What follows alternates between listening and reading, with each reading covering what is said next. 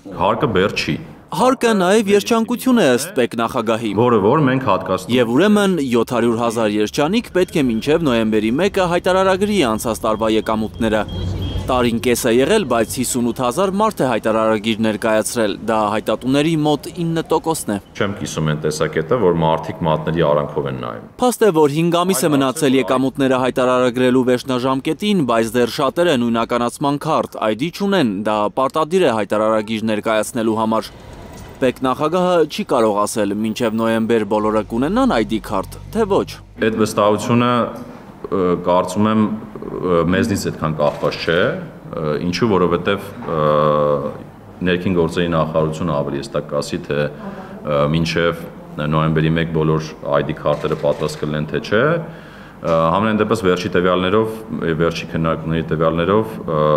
պատկերը բավական բարվոք է, որովհետև նոր սարքեր են ներմուծվել ներքին գործերի նախարարության կողմից ու օրական թողարկումների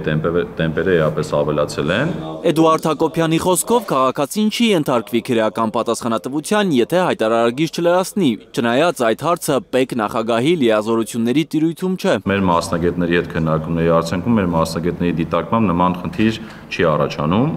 բայց կարծում եմ վերջնական պատասխան ճիշտ կլինի ակնկալել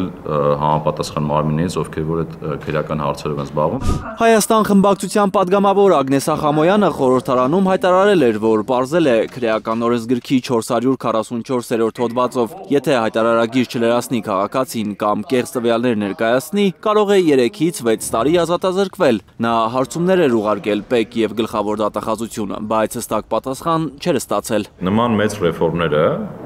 բոլոր երկրներում էլ հեշտ չեն իրագործվում, որտեղ մարդիկ հասկանալու խնդիր ունեն։ Մի մասը հասկանալու խնդիր ունի, թե ինչի համար է դա անում, ինչ-որ մի մասը թաքցնելու խնդիր ունի։ Հայտարարագրման ժամկետը մեկ անգամ երկարաձգել են, երկրորդ անգամ նույնը անելու պլաններ չունեն, ասում է ՊԵԿ նախագահը։ Պետք է մարդիկ սովորեն հայտարարագրվել ու համակերպվեն։ Մասին ես խոսեցի։ Էդգար Ղուշչյան, Նորայր Շարբաթյան և Հարություն Մաթևոսյան, Հայլուր։